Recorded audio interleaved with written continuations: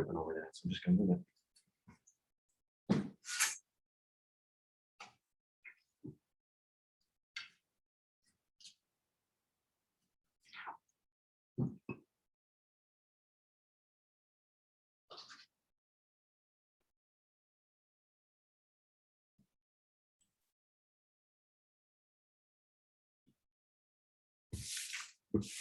I love words. You might have guessed that. I think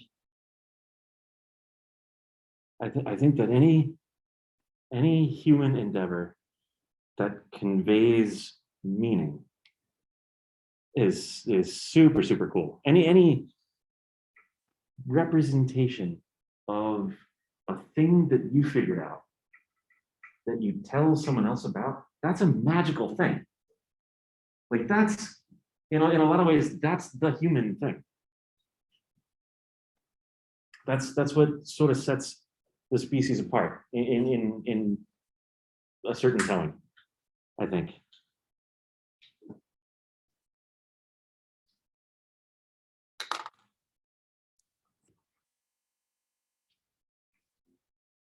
Physics, for me, is an instance of that. That collects. It's a collective finding out and communicating. In order to effectively communicate, we have to speak the same language. There's some things we can do without words. You know, we could pick up certain things from gestures and body language and things like this, but more intricate, more problem working kind of communication requires our language. The nice thing about math is that it is the same whatever your spoken language.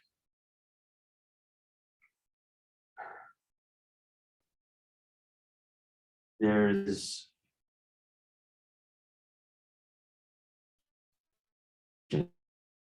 of math in physics. This is how we do it because this is how it was always done. But I think there is a really good reason to use math so that it is as widely communicable as possible. Widely applicable and widely communicable. Now, in order to be applicable,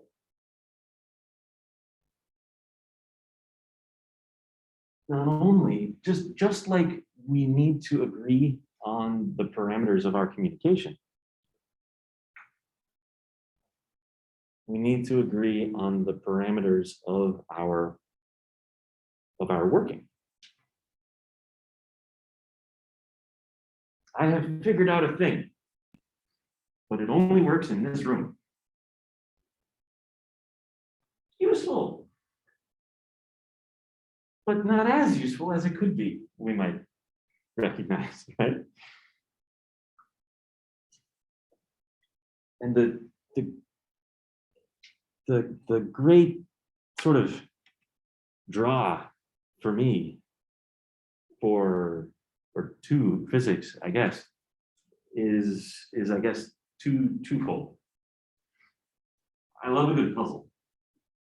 The finding out.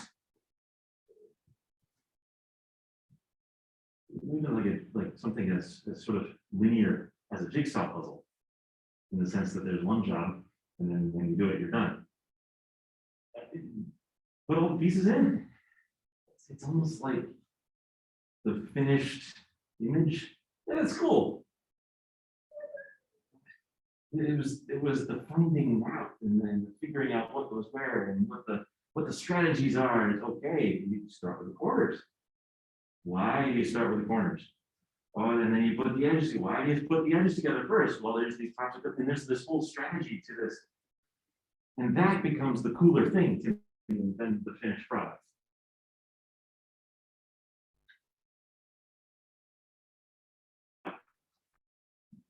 Figuring out what the pieces are, what the best strategies are to put them together, and we're not done. This is a jigsaw puzzle that we're still trying to figure out what the pieces are and how they fit together.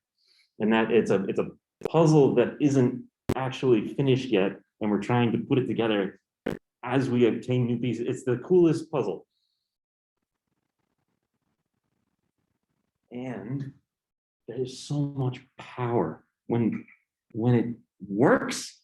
It just works, like from galaxies to quarks. We can communicate and explain and predict. And prediction is super fucking cool. Given this setup, what's going to happen? You're telling the future. With physics. Prediction means we can engineer. Prediction means that we can leverage what we can explain to do a job. But in order to be able to predict, that's that messing around with jigsaw pieces, we don't really know what they are. That's the physics, the job of physics, to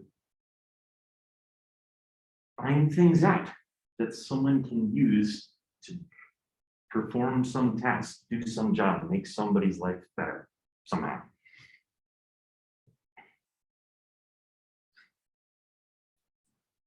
And it's so cool. It's no surprise, even just the hour that we've spent together, that I'm a huge fan of metaphors, of explaining one thing in terms of something else that we're more familiar with.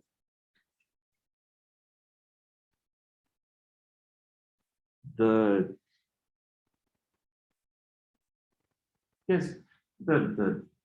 iteration of Sherlock with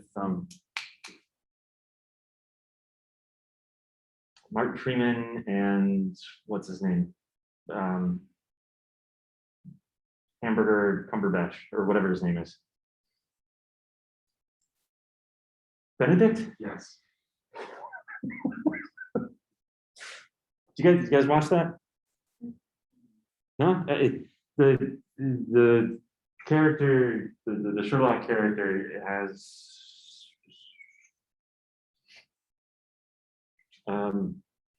a unique perspective without giving too much away, and keeps this encyclopedia's worth of information in what the show calls a mind palace. There's a structure, a mental structure, a scaffold onto which facts and concepts and a house that we build with rooms into which we put knowledge, things we found out and things we learned that someone else found out. I don't know.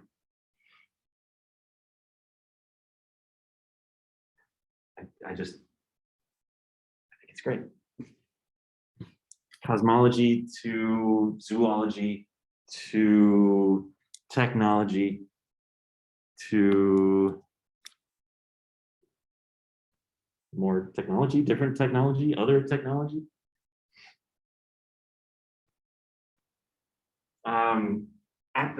At once, microwave technology is completely different from the GPS technology that our phones use, but is also so much the same. And that's my favorite part, is how a concept here, when we thumbtack it to a different part of our mind palace,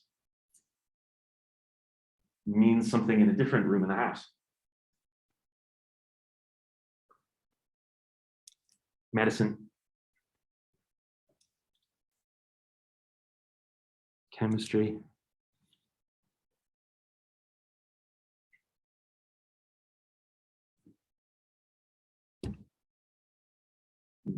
what we'll call modern physics, subatomic physics, quantum physics, special or general relativity, and it's fit together, maybe possibly, hopefully, with quantum chromodynamics, which is the newest fangled modern physics we have.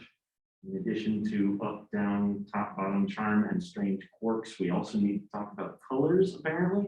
And there's a whole physics of interaction that has to do with the colors, but they're not colored. They're just, we needed a name for what this one apparently behaves different from that one. What would you like to call them? I don't know. Let's call this one red and this one blue. Why? I don't know. Because it's so much fun. We're just making shit up. I mentioned this one because Nova actually has a scanning tunneling microscope. It's on campus. It's over in CT. And I'm the advisor of the physics club. And we are trying to use it. It's also an atomic force microscope, and we can talk about what those things mean a little bit later. But if you're interested in figuring out how this image was obtained and the fact that we're investigating individual gold atoms in the sample. What? What? Individual atoms? Let me know. We're over there working with that instrument. Actually, the students are about once or twice a week. So let me know if you're interested in that.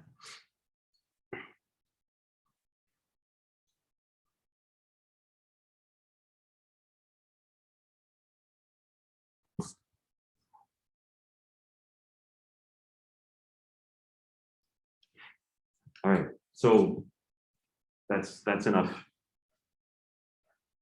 I think. Why physics?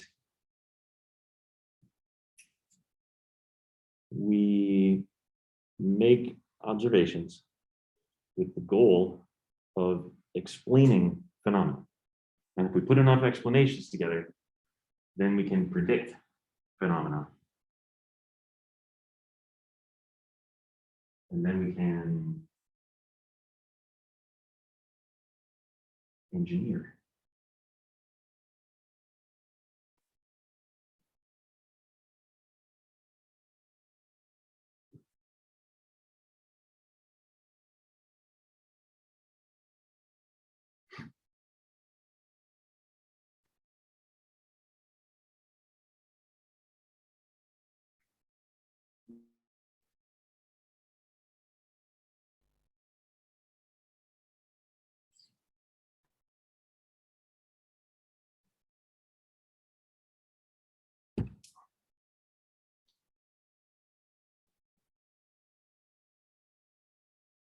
Observation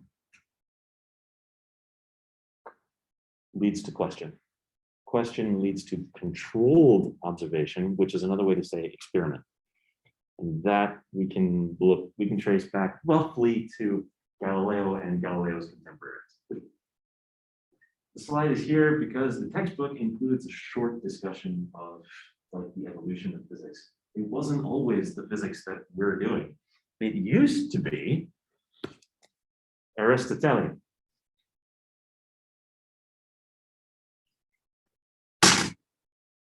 That ruler fell because that's where rulers like to be. Every ruler wants to be on the ground.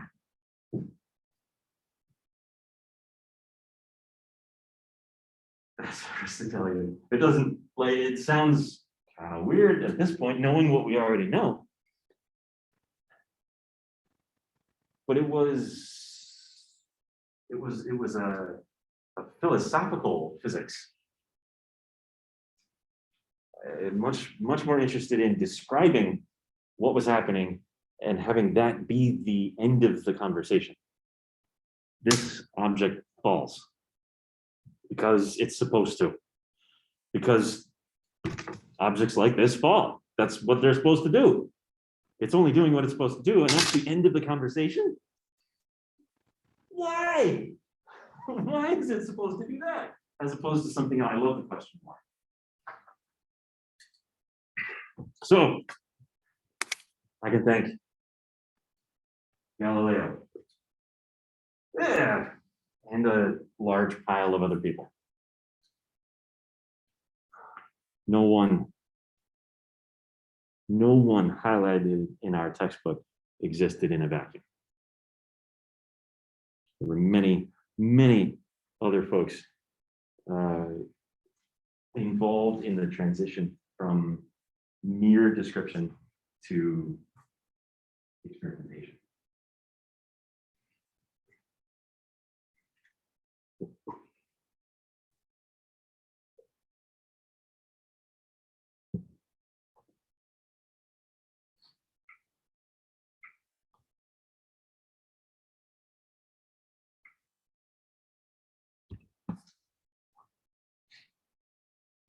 But if I'm going to make some observations,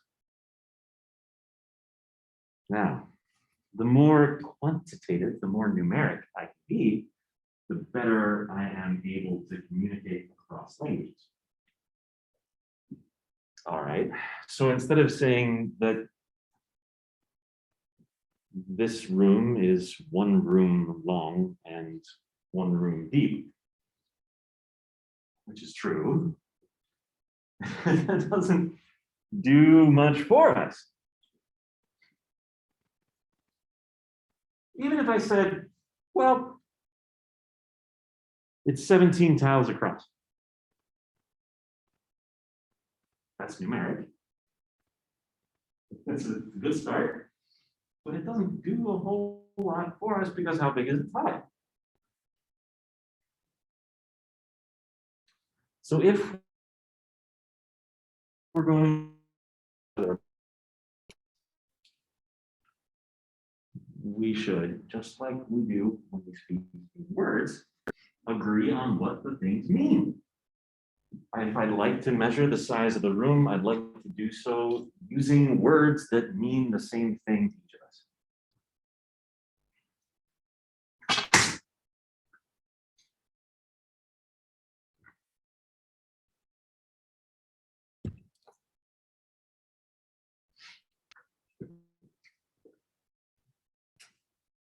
I'd like to measure the size of the space in which we live. The spatial extent of my reality, of our reality, our shared reality. 6 feet away from each other. How far is that? Well, okay, there's a couple of those. But the spatial extent of the distance between and the sizes of things, that's a fundamental thing we can measure. I'd like to use meters for that.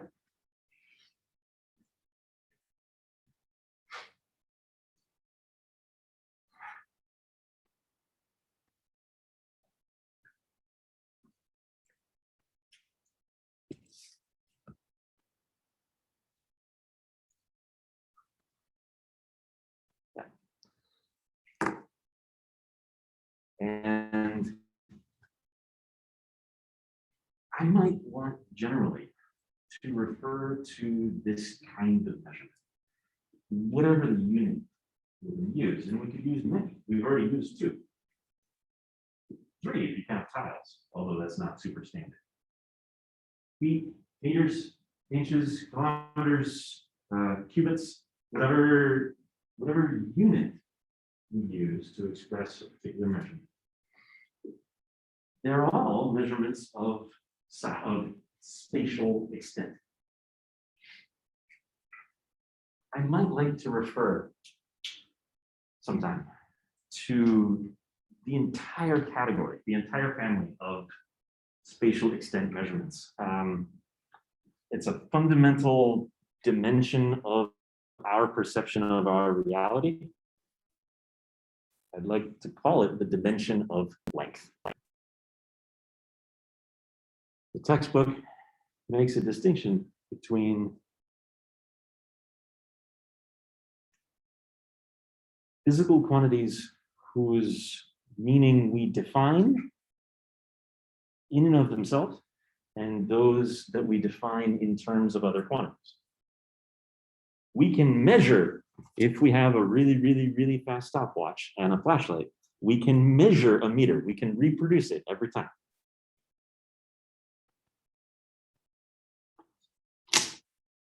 It just needs to be really precise. That's a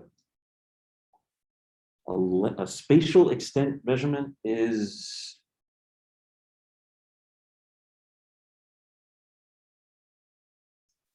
we could sort of manifest that on its own from things that we observe.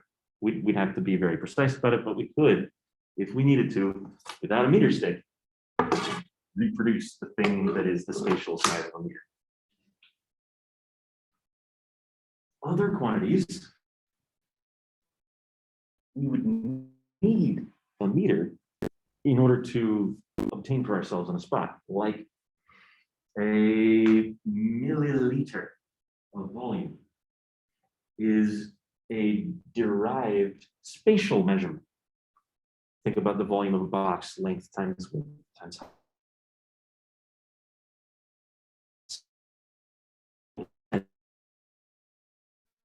The dimensional measurements of length, 3 different ways to talk about a 3-dimensional volume.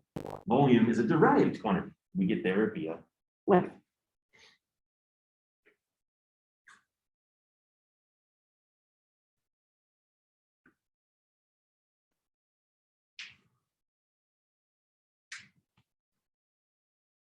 This slide actually uses another of the sort of fundamental ways that we perceive our reality. One of those things we can do is to observe the size of the space that we're in. What's another thing that we can observe about our reality? Oh, that's true.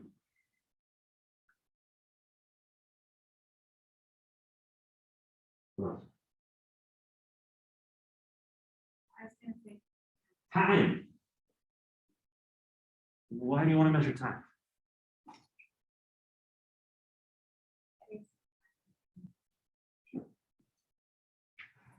Because why do we talk about space-time? Why do we talk about space and time? What's the point of time? Yeah! We observe the space around us change. And the way we keep track of that is to say the new state occurs at a later time than the old state. That is the entire reason we need to measure time. And it's the fundamental way that the human physiology, neurology, identifies changes in our environment. We perceive that as the passage of time. We also observe our reality in terms of color. Trouble with color is that it is all too often subjective. What color is a blueberry? Blue or purple? Blue or purple? Sure. Was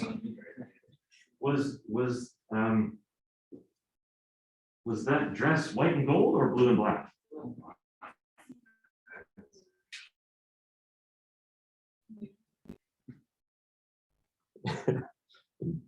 Folks were convinced that it was one or the other. Color is tricky. We will have this problem later when we try to talk about the fact that it still feels a little bit warm in this room. What does it mean to feel warm? How do I talk to you scientifically about the fact that it feels warm in here? You know why? I don't. Not offhand. I could bullshit an explanation, but that is not fair yet. I don't. I imagine that it has something to do with the reason why why some of us hear Laurel and some of us hear Jan? You know what I'm talking about? It's a perceptional, I'm talking out my ass, but my impression is that it's a perceptional, a personal perceptional difference that, you know, each of us has an auditory response that is slightly different. So we hear better in different frequency ranges. And so we're more likely to hear the low Laurel as opposed to the higher frequency Yanni. And there's probably a rods and cones retinal thing going on with that blue and black dress. Although if you know a different explanation, I'm eager to hear it because I'm mostly making stuff up. Sounds all right though, doesn't it? Yeah, sure. That's the discussion, right? That's the kind of thing as well. I'm arguing this, and you go, oh yeah, that sounds right. Is it? I'm like, yeah. But there are discussions we can have, right, where claims sound equally persuasive. And the more persuasive, they become more persuasive as we look for evidence. There's lots of evidence to argue competing claims from.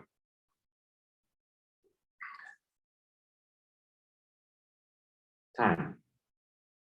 If we're going to measure time, what is the unit in which we'd like to do so?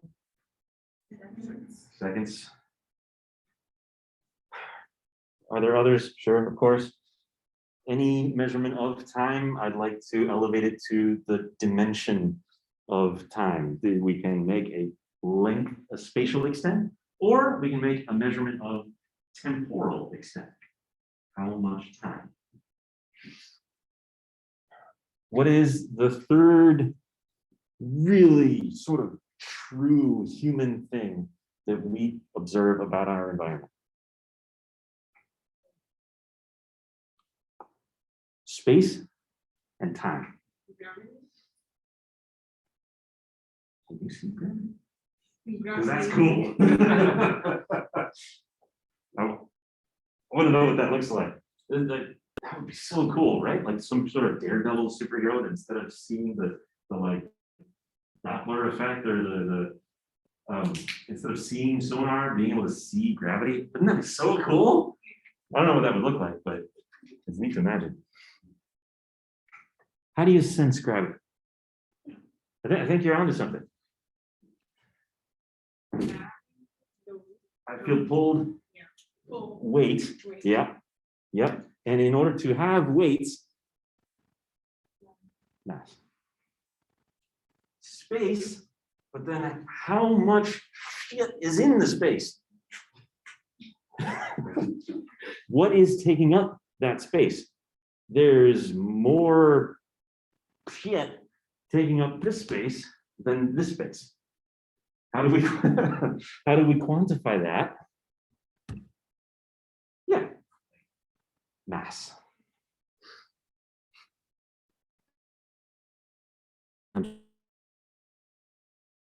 Sort of fundamental observation that the human physiology makes about its environment. Everything else that we're going to define, all the different concepts, force and energy and angular momentum and all this stuff, we can walk back to those three things. We can express in terms of those three fundamental observational dimensions.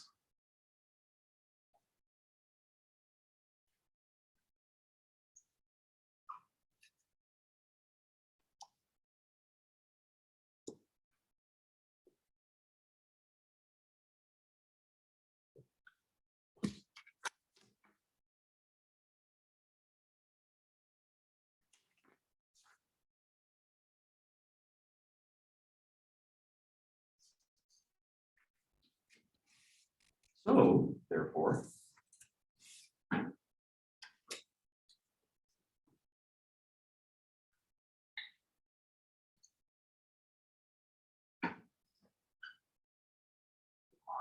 Technology.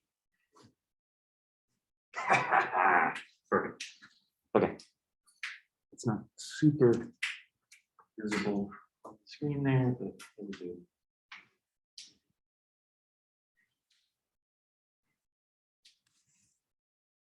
Yeah, that's not legible at all. That's fine.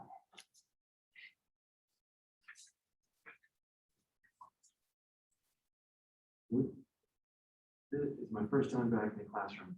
Would you all be more comfortable if I handed a paper individually to each of you, or if we take one and pass it back? Take one, pass it back? This was in a bunch of chairs. And a couple here. All right, so and a couple here this way.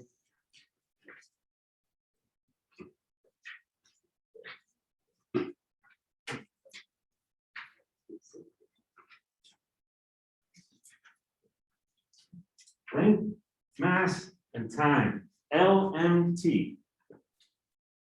In square brackets is the symbol that I'll use to refer to the dimensional measurement of length, time, and mass.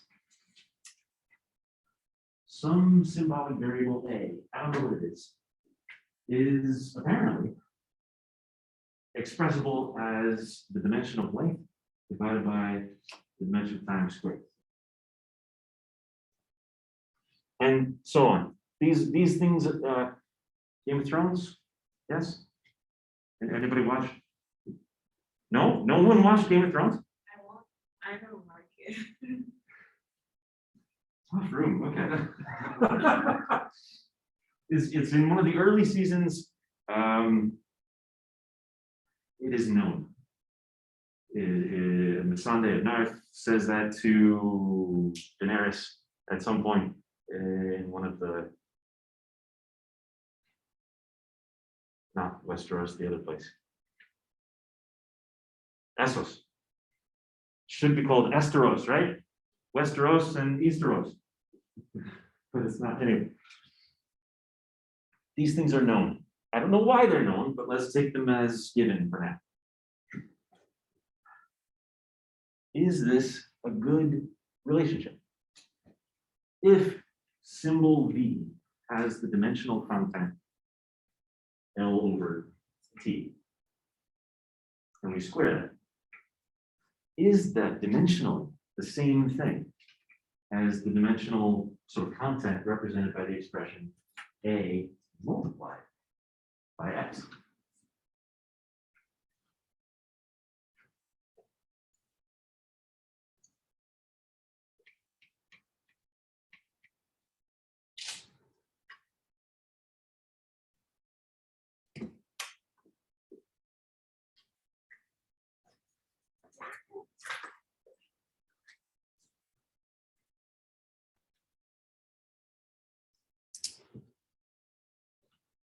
Well,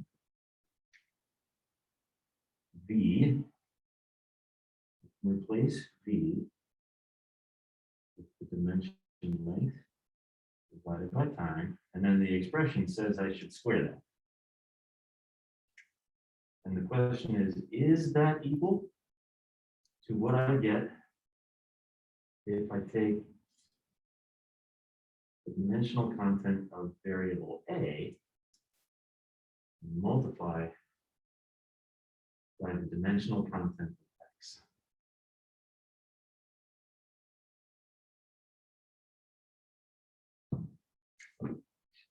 Multiplying fractions is one of my favorite things to do. I'm that guy. Actually, dividing fractions is even better, because that's just multiplying upside down. Dividing fractions is so much fun. I don't know. I get a kick out of it. Brain damage. Don't know what to type. We can put that single instance of the length dimension over 1, multiply across the top, multiply across the bottom. Anything times 1 is itself, remember? And if we square the left-hand side, we do get to square the top and bottom. So, yes. yes, dimensionally valid. Like whatever you want to indicate to yourself that yes, this relationship is dimensionally valid. I had it written down in my notes. I didn't know if it was real or not because I couldn't find it in the textbook. Is it at least dimensionally true? Yes.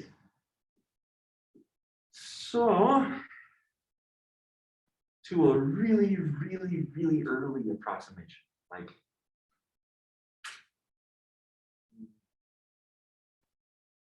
is it in the right ballpark? Yeah, certainly within the right state. Maybe it's missing a 2 or something. Maybe this should be 2ax or whatever. I don't know. Or pi ax, or maybe there's something else.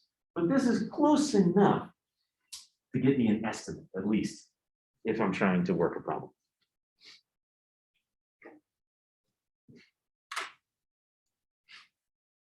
I'm going to shut up for a second and invite you to investigate 2, 3, and 4. Are these expressions dimensionally valid?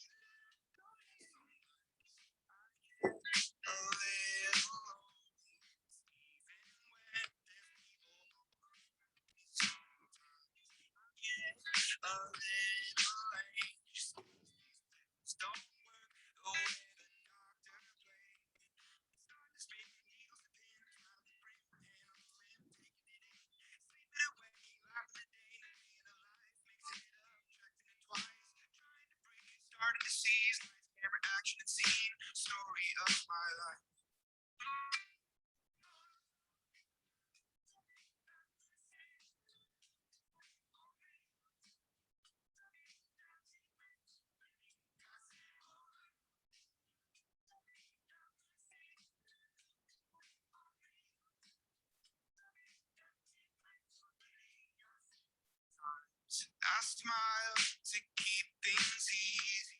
I hide in corners, hope that no one sees me.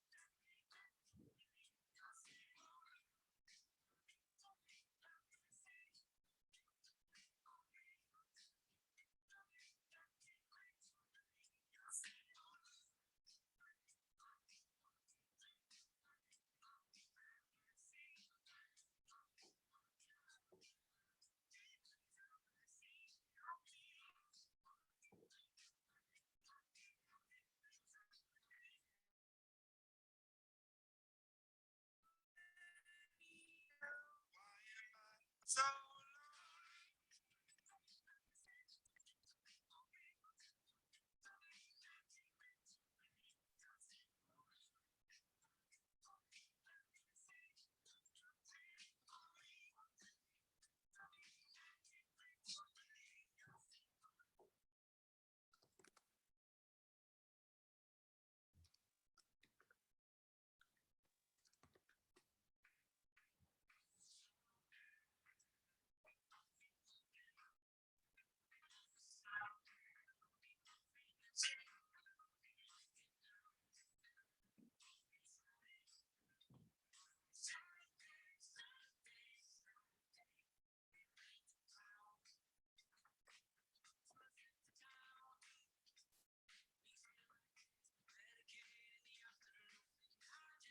to know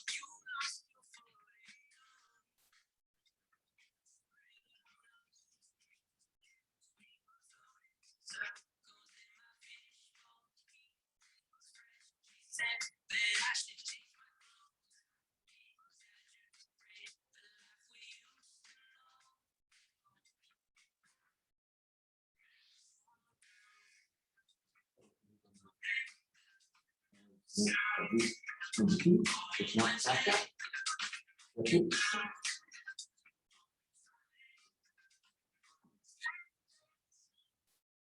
Would you like to keep working? Would you like to check my answer for number 2 and then keep working?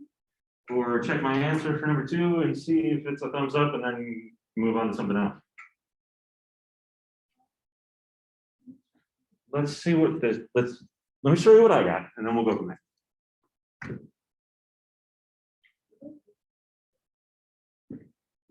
I got, for number 2, my conclusion is that it is not dimensionally valid.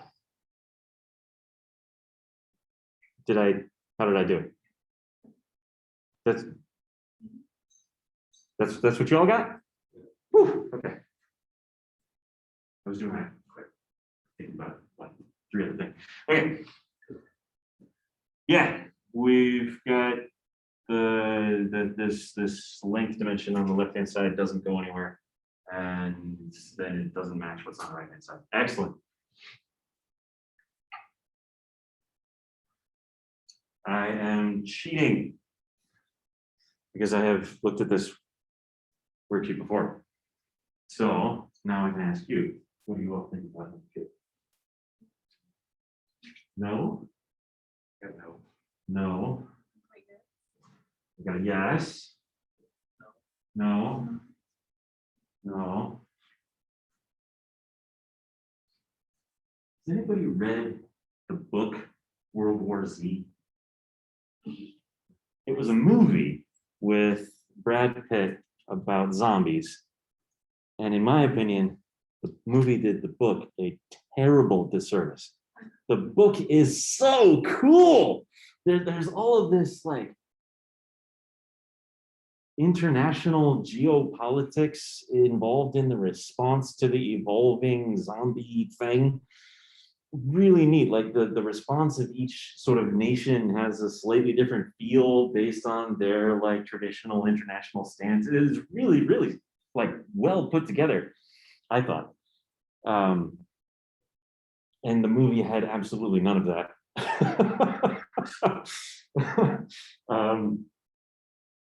There was the reason I bring it up, which like at a certain point we're going, why is he talking about zombies?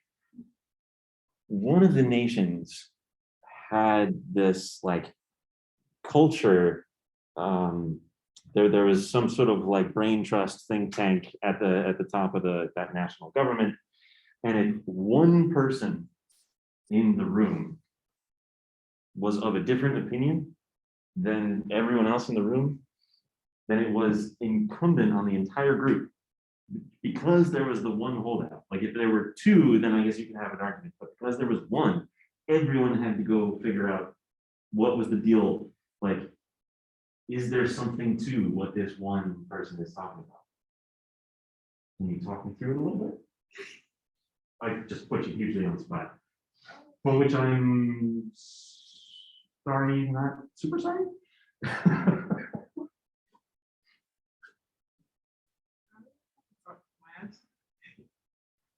That's, I appreciate that. That is, that's it's a hard thing to talk about. The way that we talk about our own math. And it's especially hard on day 1 when we don't really know anybody. So I appreciate it. Can I take a look? Yes.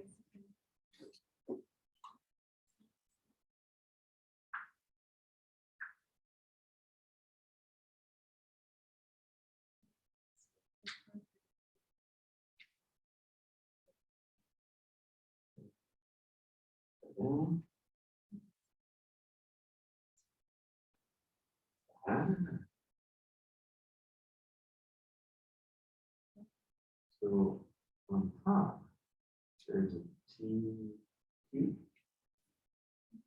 on the bottom is t squared. Where you guys see that there's still a dimension of time, but is it where you really want it? Let's see it here in the denominator. This dimension of time. Is that where you want it to be? No. Okay.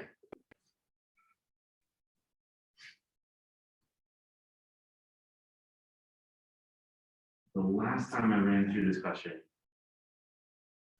I was pretty sure that that number 3 is not dimensionally valid.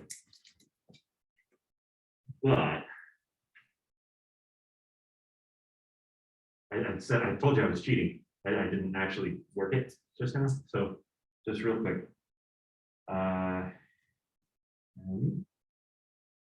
squared e squared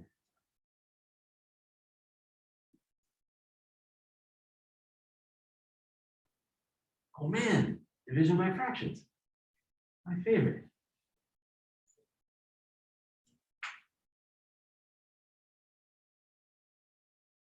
First one. The square brackets do make the notation a little bit cumbersome, and I apologize for that. The reason that they're there is to be very explicit with myself and then with anyone who's reading my work, that these are not symbolic variables in the traditional sense. This capital T, it doesn't stand for any particular measurement or quantity. There's nothing that it represents except the idea of a time measurement.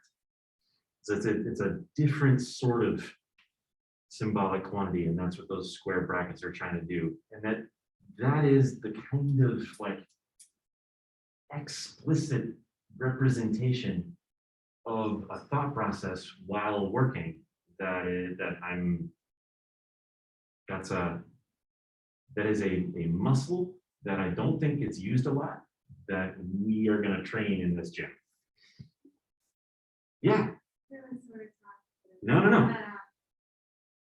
That word, English is not my language. And like I know it'll get stuck in my head. How would you say that in one word? It starts with A. Like for the purposes of this exercise only, it is like space, time, and matter. What's that word? Oh, what is the quantity that A is represent? I don't know. That's fine. I'll search a minute. I'm sorry, I didn't quite understand. No. M is mass and Yeah.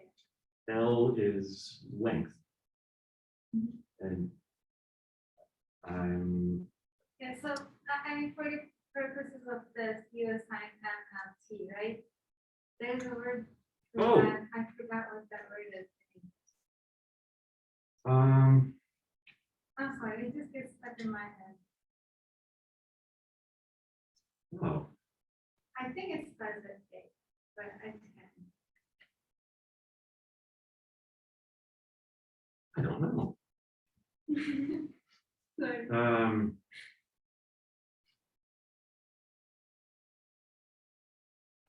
I'm not sure what word I would use for that. So you're asking, I just want to make sure I got you. You're asking about the word that indicates that these assignments of dimensionality to variable are local only, just for our purposes in this worksheet. Yeah. Awesome. We could, there's a couple different words that come to mind. Heuristic is one which implies a locally agreed upon understanding that doesn't necessarily translate to other circumstances. There's a Latin expression, which is actually two words, ad hoc, which does start with A. And that's an agreement that we made on the spot because we needed one right now.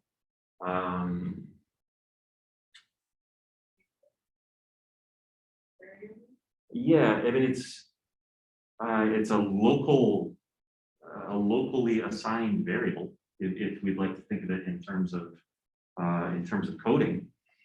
of programming. It isn't a global variable in the sense that whatever we do, the program understands, but here within this little function that we're, if there is a word that starts with A, I can't think of it. If you figure it out, let me know. Can you go over the division? Yeah. I think I got it, but I also don't think it applies to every.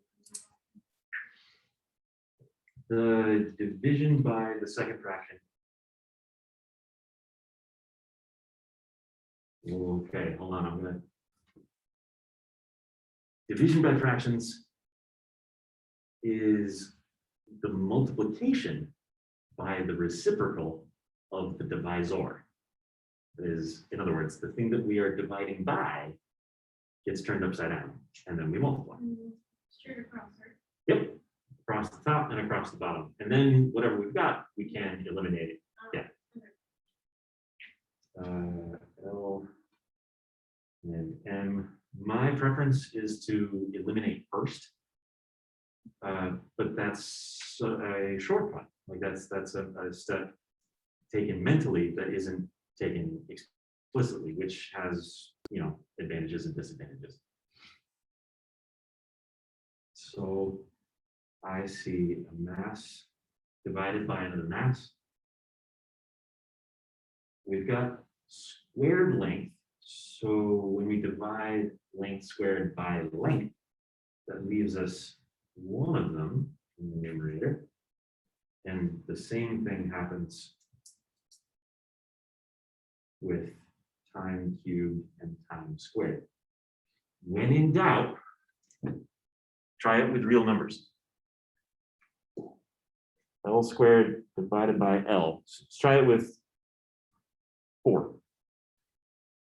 4 squared is 16 divided by 4 gets me 4, which was the number I had originally.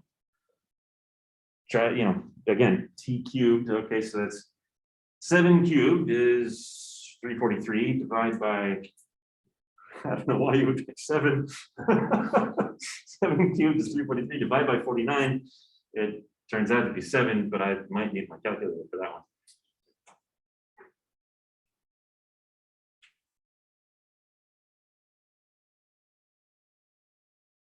So I end up with L multiplied by the length multiplied by time. Is that what you got? Yeah. Okay, which is not equal to the dimensional content of variable v as we've assigned it here.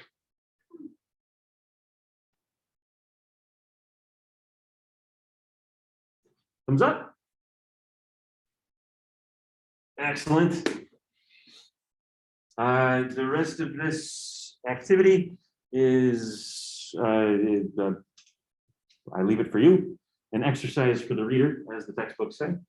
If you have questions about the results, definitely ask. We can talk about them in class.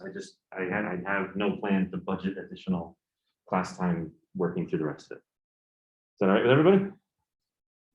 Good deal. How long have we been going?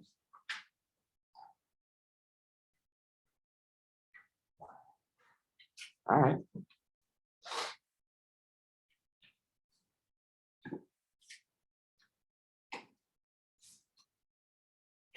Another short break or keep going? What do you want to do? It's almost 9 o'clock. We keep going, we'll get out of Yep. it. That's a vote for keeping going. Let's do the thing now. Okay.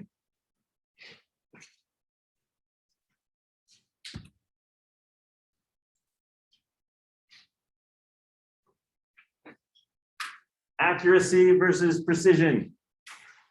I am, oops.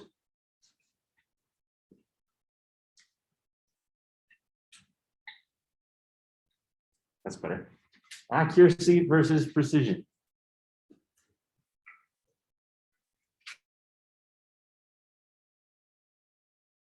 If this, each of this throws is pretty close to a bullseye.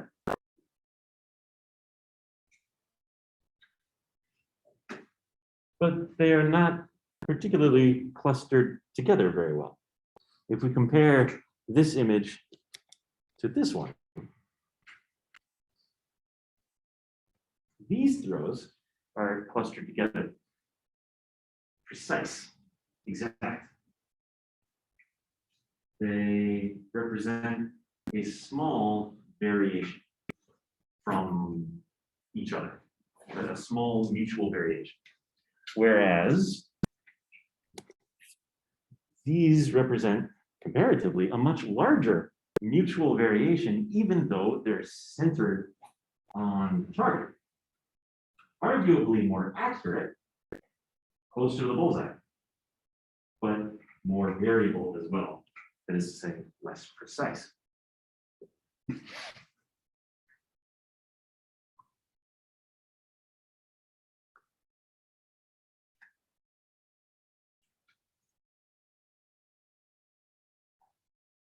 That GPS system, that hurts a little bit.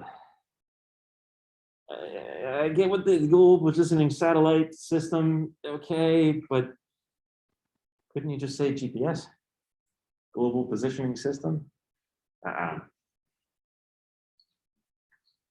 It's a shame. All right. So,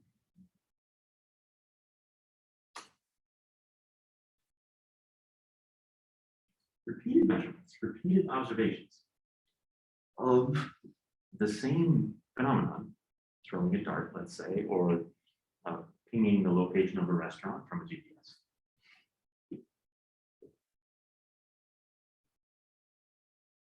Allow us to increase both our accuracy and precision. If we only threw one, if we only queried the system once, the restaurant is here. If we query it twice, maybe it's here, and we average them, and we get somewhere here. The more we ask the question, the better we account for the individual variations in whatever system it is that we're actually talking to. All right, so that means there is only so much precision we have available. I cannot be more precise than I have data available.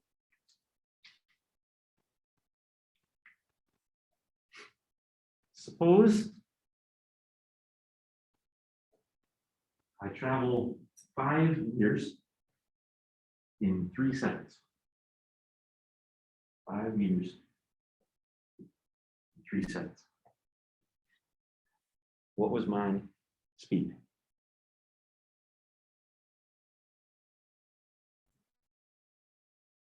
Suppose we define speed.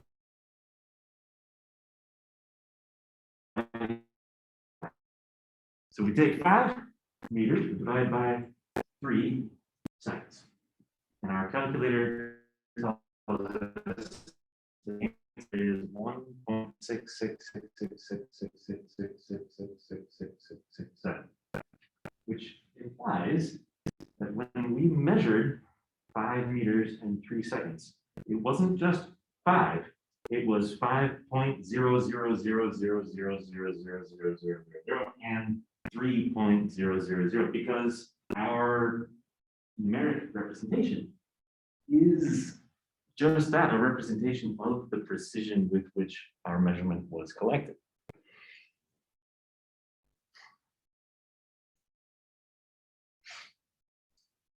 Could we say 1 2/3 meters per second? Yeah, that's strictly speaking exact, but it's not especially common practice. Usually we write it in decimal notation, scientific notation, which dodges the question about leading zeros.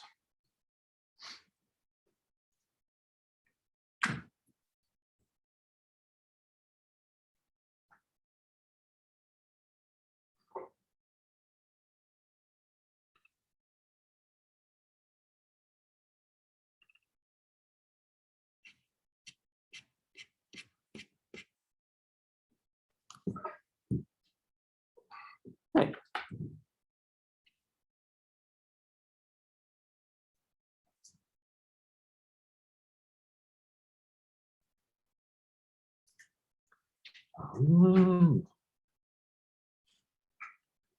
One more thing to click.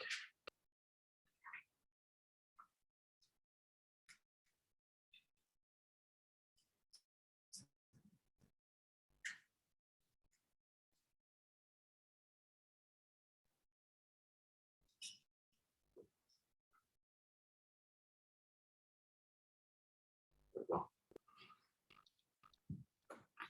Yeah, we're talking about significant figures, which is the thing you may have bumped into before. If not, it has a reputation, but I don't think it ought to. Like much math has a reputation of being a pain in the ass, or intimidating, difficult. I don't think that representation is particularly well deserved. Whatever measurement you have, write it please in scientific notation. 1 digit prior to the decimal point, as many additional digits as you like, times 10 to the power to indicate where you'd like to move the decimal point to get the actual number. The great thing about that, all you gotta do is count the digits.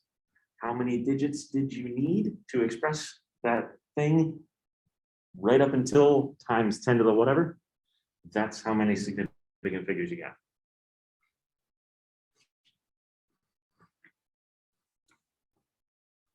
This bit about zeros, if you use scientific notation, is irrelevant. There won't be any leading zeros.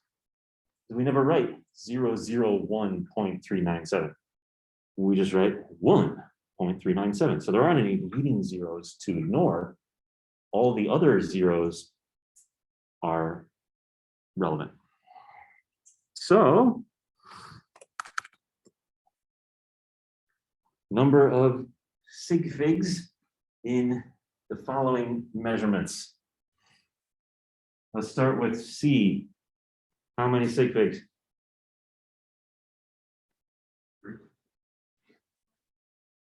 1.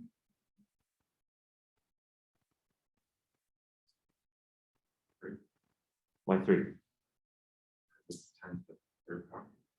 That's 3 zeros. There are 3 additional powers of 10, but the times 10 to the 3 is an indication of where to put the decimal point, not necessarily of the precision of our measurement. Suppose we had written 6.00 times 10 to the 3. Then we would have 3. Then I would mean 6 to within 100, as opposed to 6 to within 1. Does that make sense? Awesome. I do think the answer here is 1.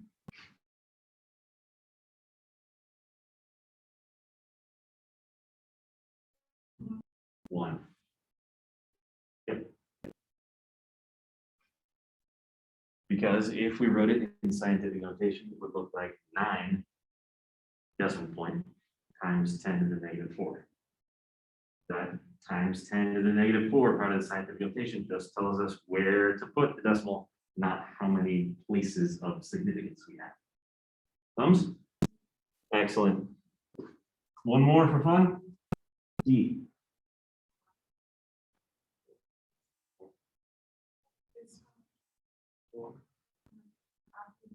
I completely agree with you all. It is either 4 or 5. But which? Why? Suppose we took these digits and wrote it in scientific notation.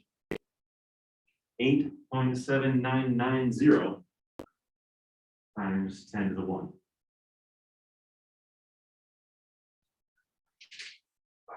Yep. This 0 indicates that we know that it is not 0.991. It might be close, like it might be 0.9903. We're a little bit unsure about that, but that's because we stopped writing. this way, there is some amount of uncertainty in the rightmost digit. So the zeros after the decimal only count if they're after an integer, right? Not, because like. Yes. So because in A, all of these zeros to the right of the decimal point are just placeholder zeros. Okay. But zeros to the right of the decimal point that follow a non-zero digit, they count. Yep.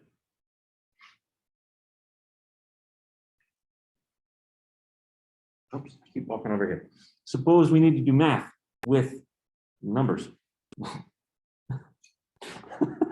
Suppose we need to do math and care about the precision with which we express our result. Like 5 divided by 3. For multiplication and division, let me zoom out just a little bit. The result should have the same number of sig figs as the factor with the fewest.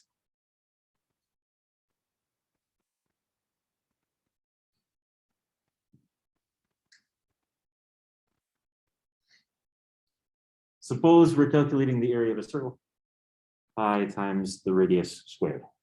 Radius we measure 1.2 meters. We square that, multiply by pi, which has as much precision as the calculator allows you. It's an exact number. And we end up with this nonsense. But all these digits back here correspond to precision that we cannot claim. We only used 2 sig figs to express our radius. That's how many we should use to express our result. Thumbs? If we're adding or subtracting,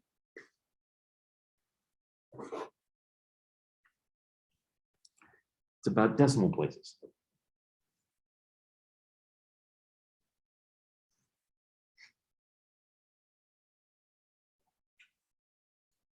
Which is interesting, I think. It's always been this way since I first learned it. But I was reading it now before class. I said, hey, really? What if I have like 3,000 and I want to add 0.001? Well, okay, at least one of my measurements is 0.001. I have that precision. So I'm going to add it to the 3,000. Well, yeah, okay. It is what it is.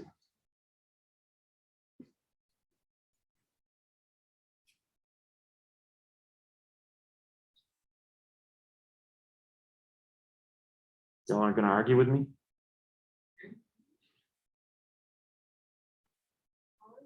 I didn't see the 13.7 over there. So like counting. 15.208, and they write the answer. Where did the digits go? Why isn't it the thing that I just said? No more decimal places than the piece with the fewest decimal places. Just like we were counting sig figs for multiplication and division, and could only use as many as the fewest we had. Here, with the least precise measurement.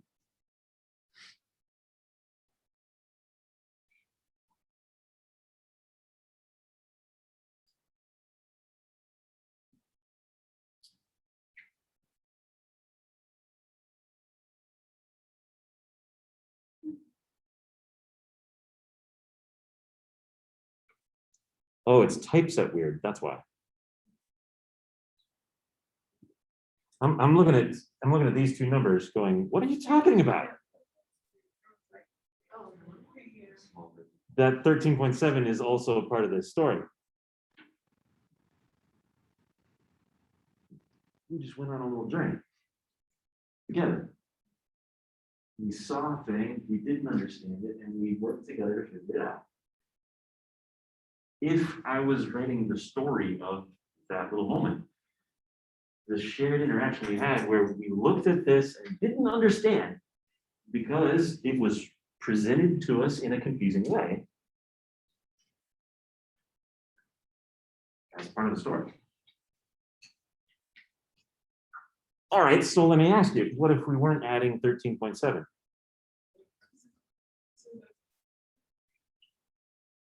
So we'd end up with 2 decimal places? Okay. Excellent. That's enough about sig figs. On an exam, I don't much care. I'll be honest with you. I'm not gonna like mark off points for sig figs. Let's not be silly. If you're calculating a thing that's 5 divided by 3 and you give me all of the 6s that your calculator does, I mean, come on. 1.67, 1.667, depending how kind of precise you feel in the moment, I guess. But don't give me the whole mess of them, you know? Achieve will care, but Achieve will tell you. Express your answer to 3 significant figures. Usually, homework management systems like this, if you use additional, how does it go? It's a little bit weird. Like my experience, I'm not super familiar with Achieve, but my experience with other systems, as long as your numerical entry is within the tolerance coded by the question, it'll mark correct. I think if you use too few sig figs and you're still within tolerance, it just gives you a thumbs up, away you go. It'll say something like your answer used fewer sig figs than the problem asked for, but you were within tolerance anyway, so off you go. I think what I hope is that if you've entered too many sig figs, that it will flag that for you. It should tell you your answer is correct, but you've used too many sig figs. That's what I would hope for. We'll find out together.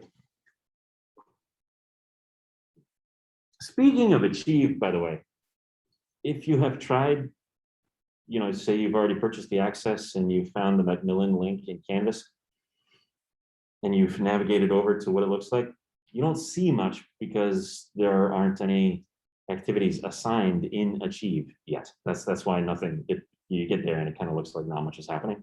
That's why soon. We're still in the beginning when folks enter sections and leave sections. So I'm not in any hurry to give y'all homework. I didn't figure you'd be in a huge hurry to have homework. So yeah, good with, do we need to say more about sig figs? Excellent. What's next?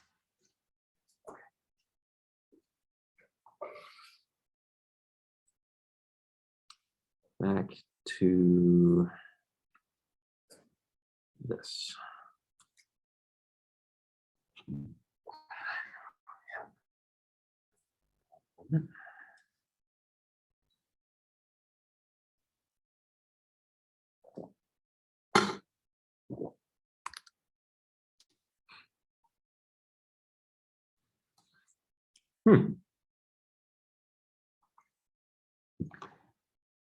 You know what?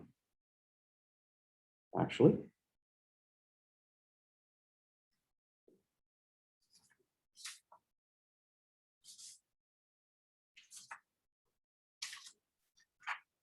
we're almost done.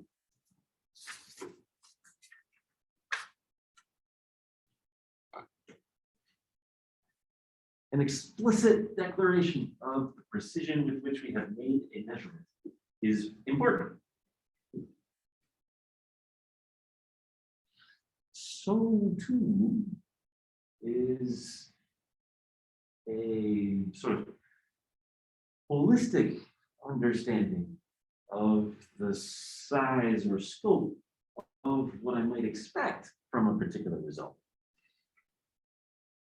I expect sometime during 13 weeks to look at a result that you present to me and ask you, does that seem reasonable?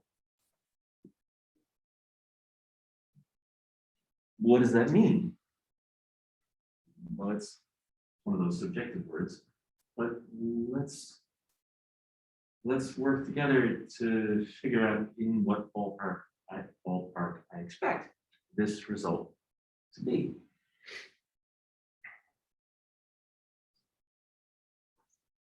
How tall is Alex? 13 centimeters.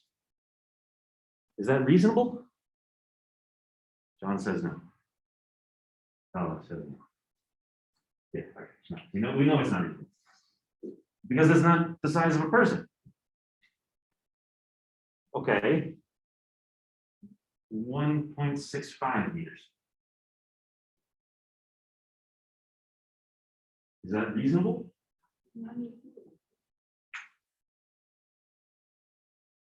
All right, well, let me flip it around. Is it unreasonable? It's more reasonable. It's definitely more reasonable, yeah. The trouble with a lot of the metric units is that we don't have a very good intuition for it.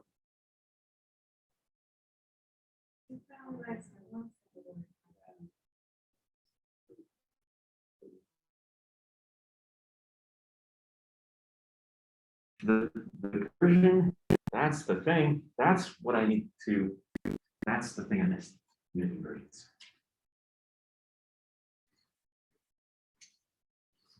We should talk about that before we do this next thing. How do I do this?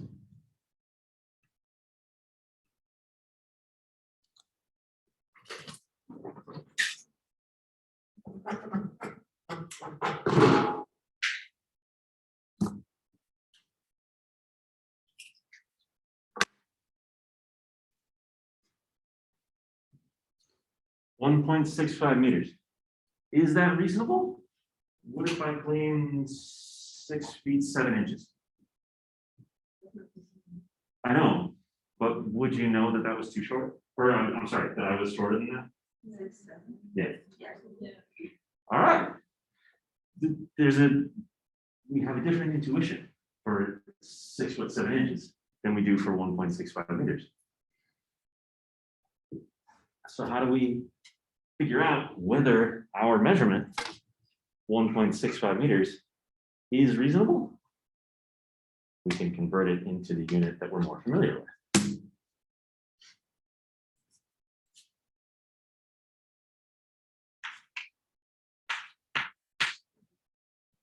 1.65 meters. Let me just scoot this whole parade over to this panel so that the folks on the recording get to see it.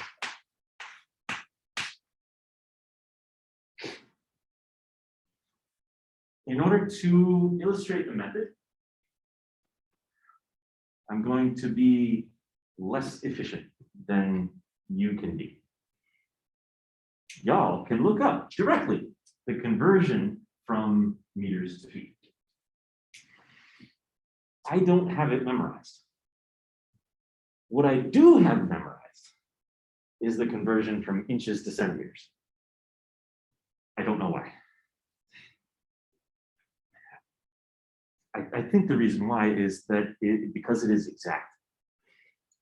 I know that 1 inch is exactly 2.54 centimeters. Other things I know. Wait a minute, we already have a metric prefix here. CM, what are we talking about? It's a centimeters, so it's cents, like cents in a dollar. So it's got something to do with 100. Is it 100 meters or 100th of a meter? 100th, okay. So it's correct to say that there are 100 of them, 100 cents in a dollar in 1 meter. And that's not a thing we need to look up because we know that the prefix cent is an indication that that's true. All right, what else do we need to know? Probably that there are 12 inches in 1 foot. Is that enough? I think so.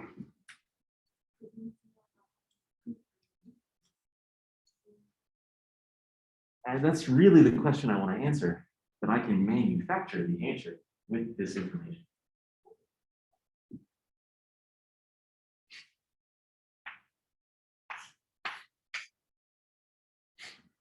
What's 4 times 1? What's anything times 1? Anything. Yeah. So I'm going to multiply by 1, but I'm going to write it creatively.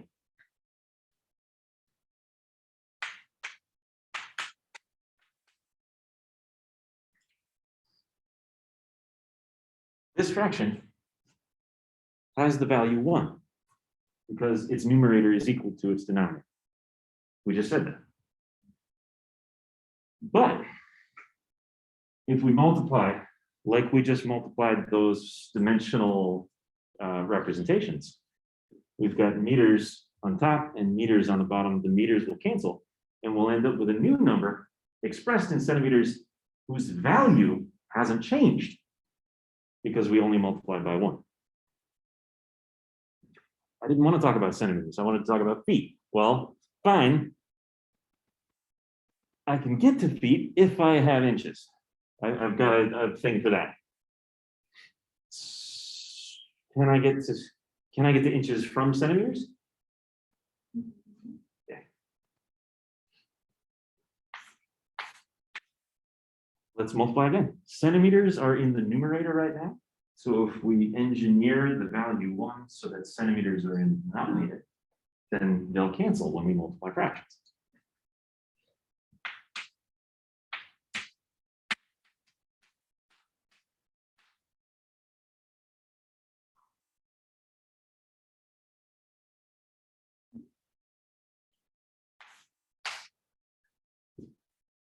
Meters cancel meters, centimeters cancel centimeters. We're left in inches. I didn't want to talk about inches. We need to talk about feet. 12 inches and 1 foot.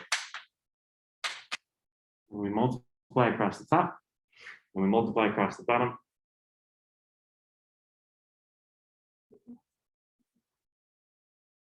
you all have the same objection.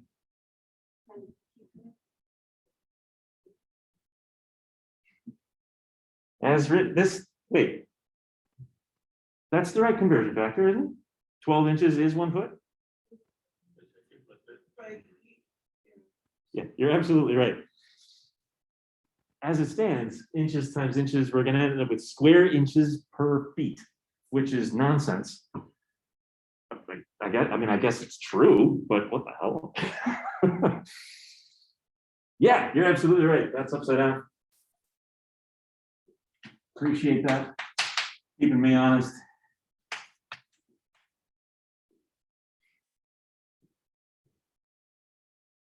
$1.65 times 100 gets us 165. Math. 24, 6 and a bit. Whatever 12 times 2.54 is. And the result should be in feet.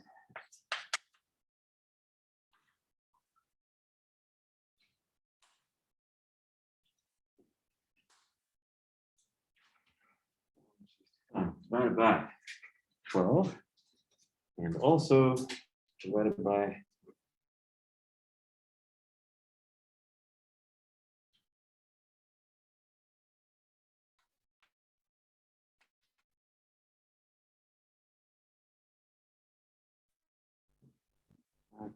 4, 1, 2, 3, 8, 5, 8, 2, 7. If we're doing sig figs, where should I stop?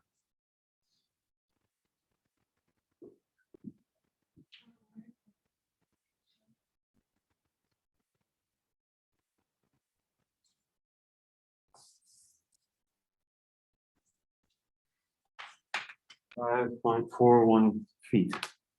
Is that? Oh, it's a little bit different than feet and inches. 5 feet and how many inches? whatever 41/100ths of 12 is. It's less than 6. This is this approximation and sort of like ballparking of the result. I don't know if it's 5 inches or 4 inches or 4.5 inches or whatever, but I know that it's fewer inches than 6 because it's less than half of a foot. Absolutely. So this is something just less than 5.5 feet. Is that reasonable for me to claim that it is the height of this person? Yeah. That's a damn sight better than 13 centimeters. Yeah. I would not, if that were the answer I got for, suppose I was working some problem and it asked me for the height of a person. If that's the answer I got, 1.65 meters, I would say, yeah, that's okay. That's in the right ballpark.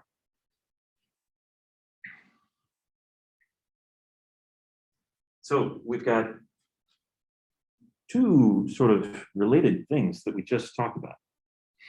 We've got unit conversions using this stacked multiplicative method. Any questions about that? Seen that before? It's worth reminding us that we have seen it before, I think. And then the other technique that we just engaged in together was this ballparking process. 13 centimeters is outside the ballpark. 1.65 meters is within the ballpark. Sure, I can imagine a 5 foot 5 inch tall person.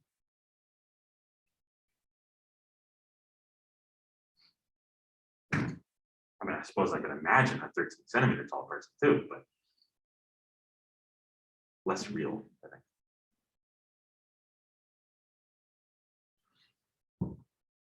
So,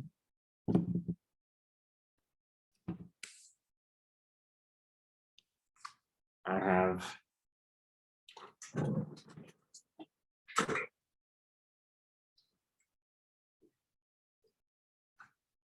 have a question for you.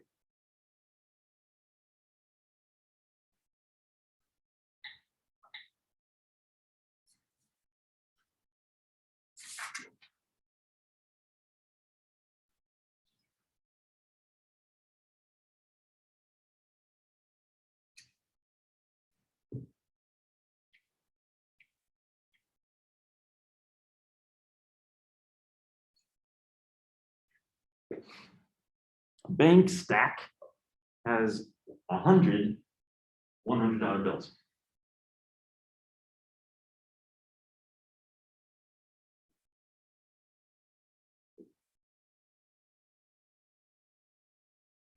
Suppose you had $1 trillion.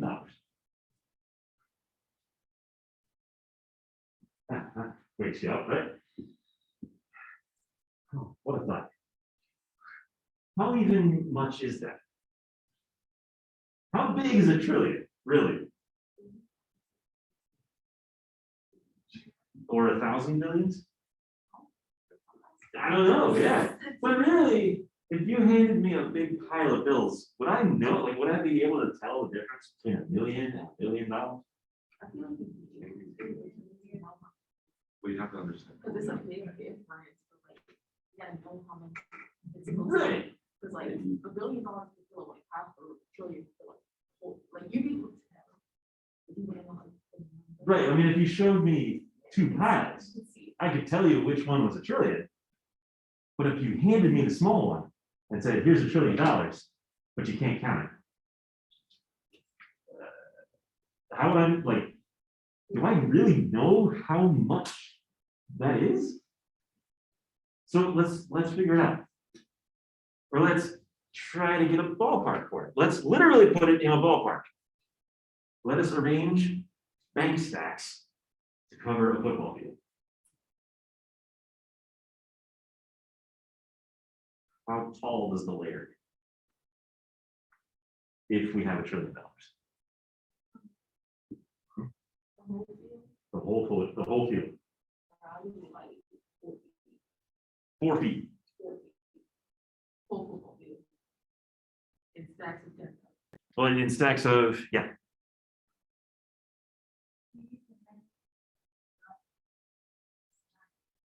The measurements of the stack. And how many? Well, how many stacks are we gonna need? We can figure that out, right? If we've got $1 trillion, how many stacks are there? How do we find out? Sorry? Trillion divided by 10. How much money do we have to represent divided by the size of each package gets us the number of packages. Yep. Okay, so hold on.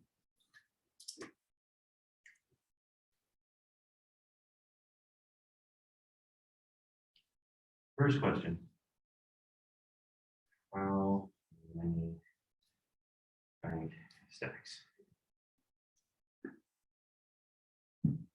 And we can, so if we know it's $1 trillion, we're gonna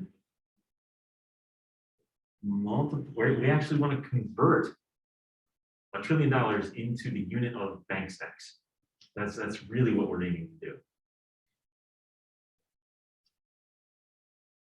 $10,000 per one bank stack. Does that logic make sense?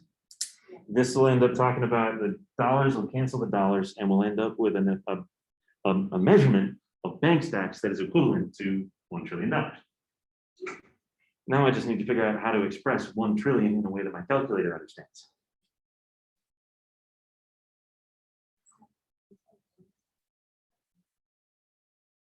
Three zeros is 1,000. 6 zeros. So that number is 1,000,000.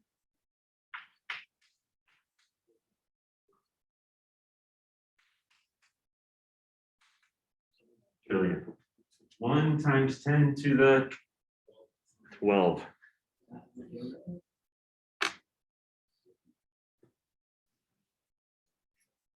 One times 10 to the 12 divided by 1 times 10 to the 4. 1 times 10 to the 8 is when we're dividing bases raised to powers, we subtract the powers. 10 to the 12 divided by 10 to the 4. There's a difference in the exponents there of 8. So hold on. 1, 2, 3, 4, 5, 6, 7, 8. 8 zeros and then a 1. So it's 100 million bank stacks.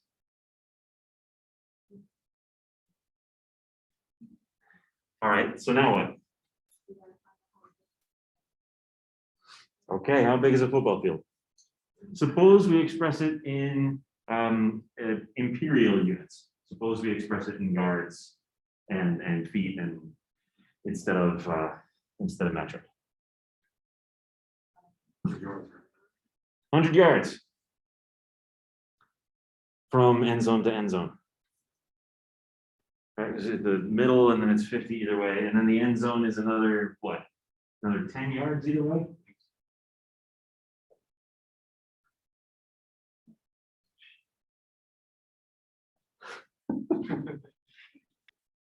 I was on the football field, but so perhaps it does not surprise you to learn that the physics teacher was not on the football team, but was in the marching band.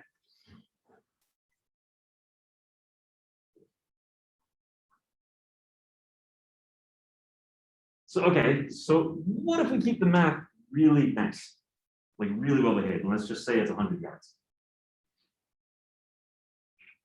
100, wait, but how wide is it?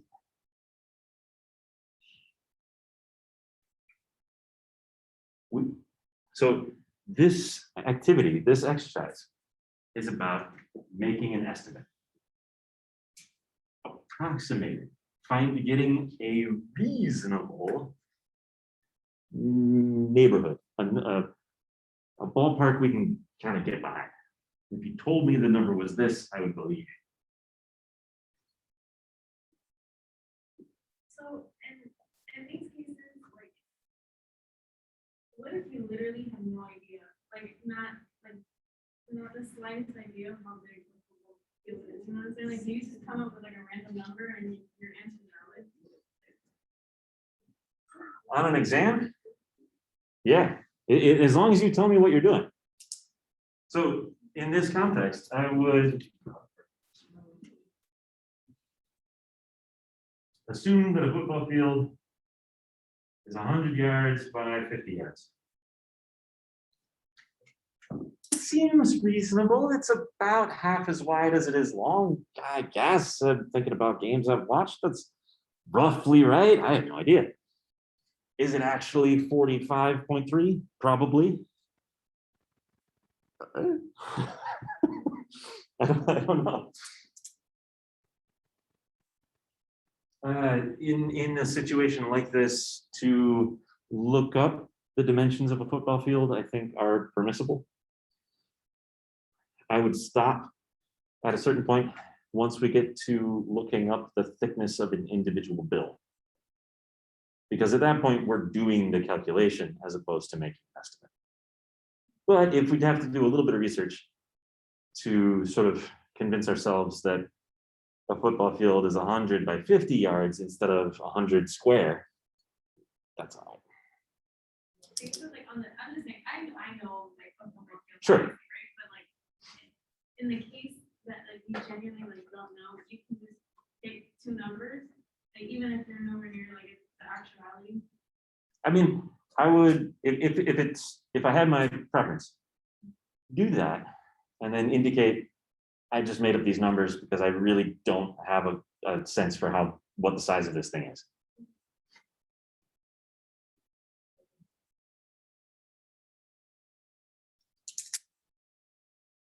Assume that a football field is 100 by 50 yards. How many bank stacks can we arrange? Well, it's the size of a bill. What's the size of a bill?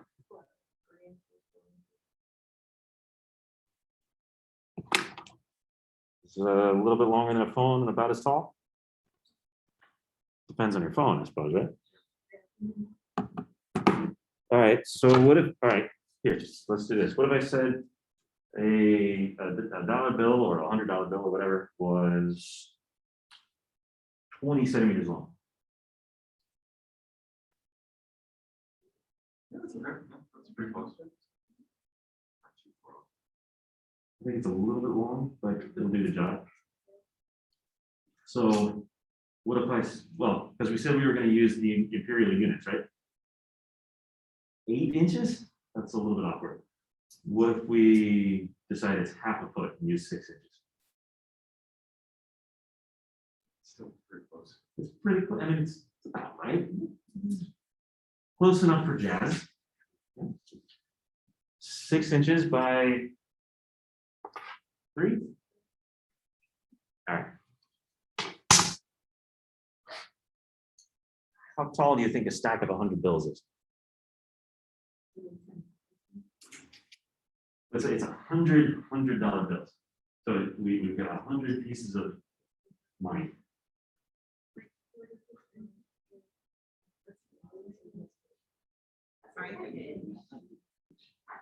5 inches.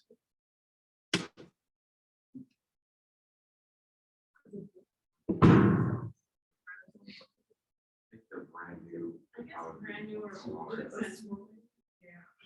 It's straight from the bank.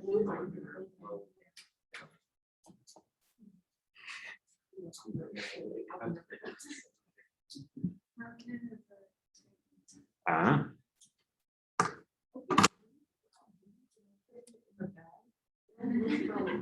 Yeah, right? And they're in the bear? Yeah. When they're banded up like that, yeah. But yeah, they're only like an inch, maybe an inch, right? All crisp and like unmarked bills, right? In the heist movie. Okay, let's say they're an inch thick. Again, Well, we just want a rough estimate. okay, wait, hold on. I gotta write this stuff down. Assume that a bank stack is 6 inches by 3 inches by 1 inch thick. So a football field, there are 3 yards per foot. So this is 300 yards by 150 yards. Feet or inches.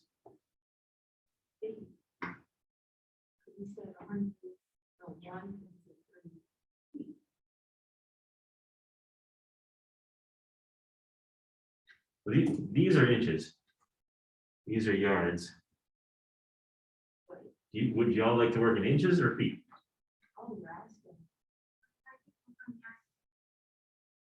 Oh, Yeah.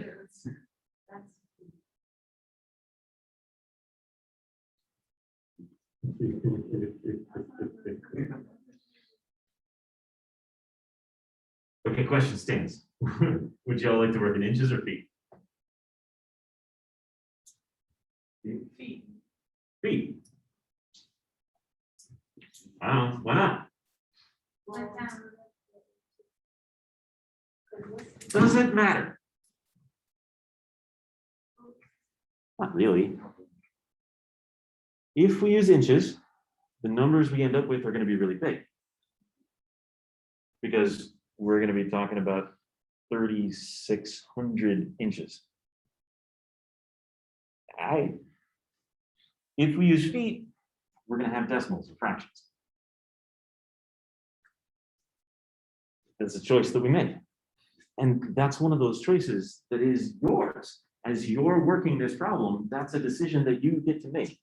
And you have some intention about that. I don't want to deal with decimals. I'll use inches. Write that down. Talk to your reader, which might be me, might be one of your peers, about why you did what you did. Feet then. All right. Half a foot by a quarter of a foot. Oh no, a 12th? Oh, inches instead.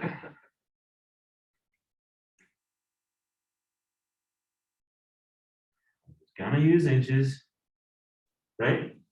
Note that scribble is real. That scribble means a thing, right? There was a decision point, an inflection point in our working.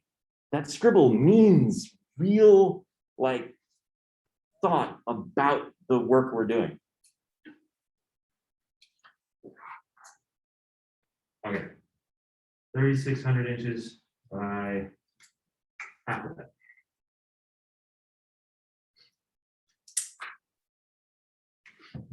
Okay, so how are we going to figure out how many cover the football field once?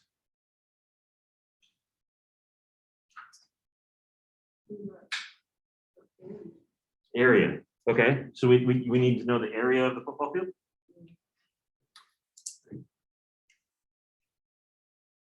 Area of football field, which would be length times width. 3,600 by 1,800. Calculator will get us a number. I'm not super interested in the number right now. I told you we were going to leave early and I meant it, which means I'm going to shortcut the answer here a little bit. Because like I said, the answer, the process, that's what I'm really here for. Suppose we know the area. Now what?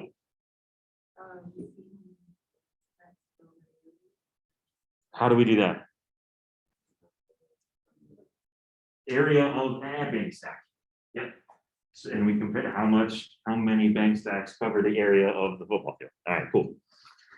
This discussion, right, of Why am I dividing? Why did I multiply 3,600 by 1,800? What did that do? What was the point of that? Could I just write 3,600 times 1,800 equals blah, blah, blah? Yeah. But would I have any idea what that meant?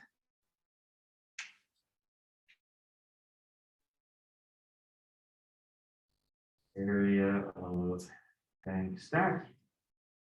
6 inches by 3 inches. 18 inches. 18 square inches, excuse me. So how many bank stacks go on one level deep?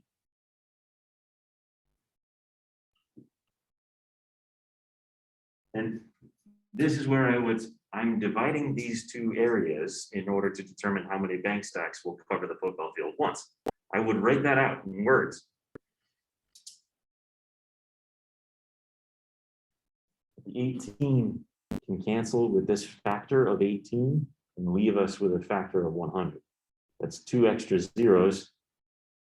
So we end up with 360,000. 360,000 bank stacks in one layer. How many did we need? 100 million? So how many layers do we need to get from 360,000? Wait a minute. Yeah, 360,000. Yeah, 360,000. Another one would be 700,000. Another one. Oh no, wait a minute. Hold on, let me write it. 100,000,360.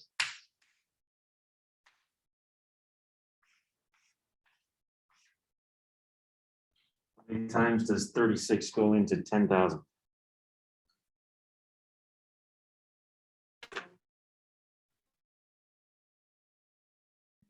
36 is roughly 33. Goes into 103 times.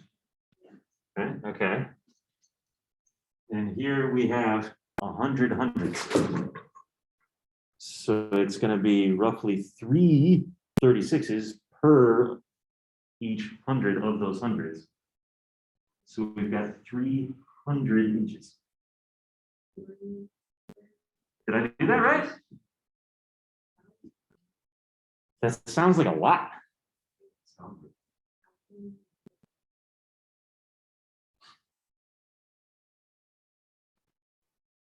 Did I miss something?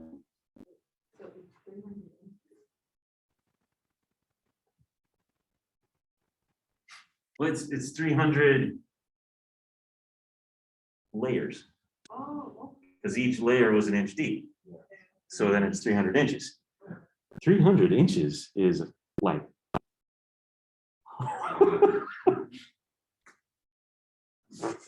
more than 20 feet. Ah.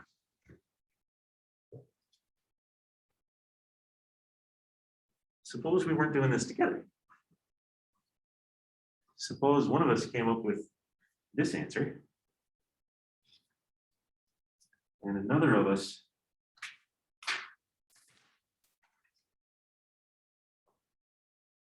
came up with that answer.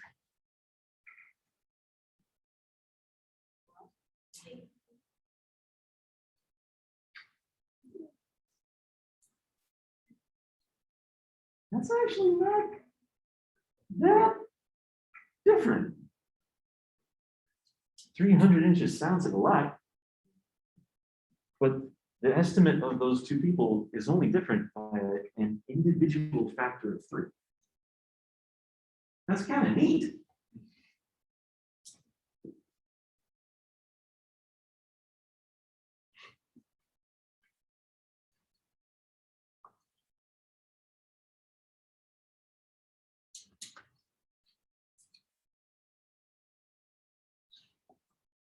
Note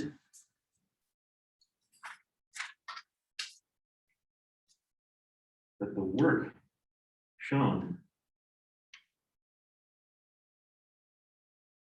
for this problem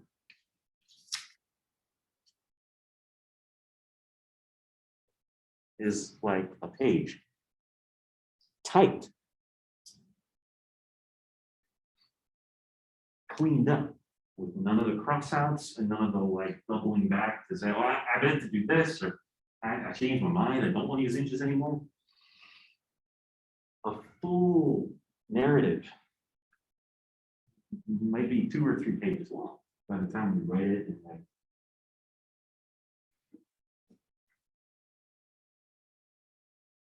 that's why I'm only going to ask you for 5. It's a lot to prepare. It's also a lot to keep track of when we're not used to keeping track. If I'm implementing my thoughts right at the beginning, and then at a certain point, I just get lost in the mechanics of calculation, and none of the thought gets written down. It takes effort. No, I'm for real. But this, how do we, if someone else looks at it and isn't clear, then it falls to us to try to explain what we did and why. And the more of that we show on an exam, the more partial credit we get.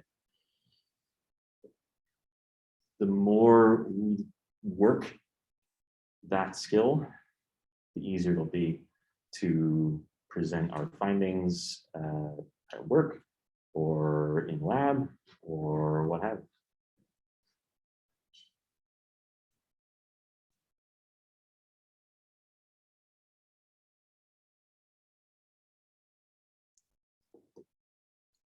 Thank you for your attention today. Not especially early. Officially 20 minutes. It's not nothing. Any questions before we adjourn for the day?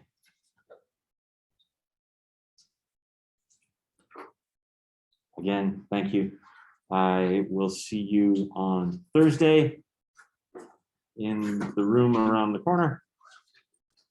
Yes, please. For that, I know that chemistry we need like paper and bottles.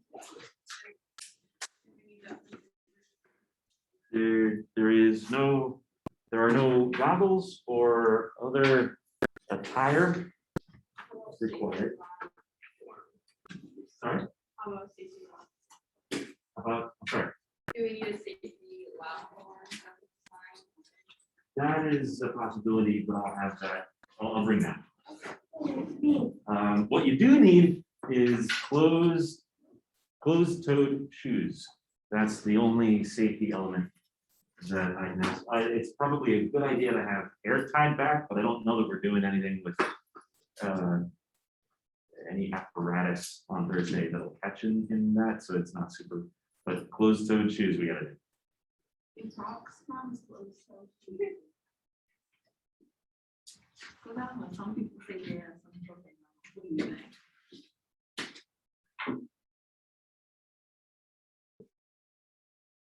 Are you asking because you want to wear them or because? It's just like if I forget what they are. Like I keep crossing the thought.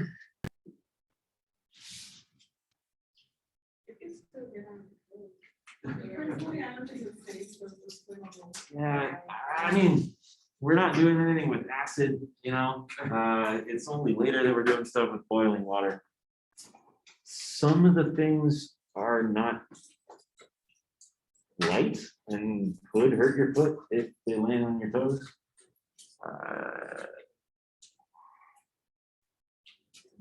I mean,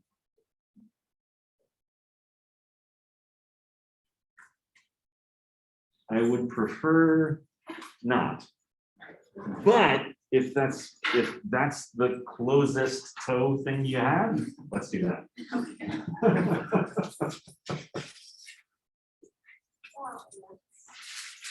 Oh, I I did print out a few copies of study tips for physics. If you want a hard copy, they're here, something to look back at. I'm gonna post these to Canvas so you have them. Here's a few paper copies if you want one. Okay, now I'm done. Thank you. Thanks, Professor. You as well. Drive safe, everybody. Thank you. Thank you. Thank you. As well. Thanks, Nancy.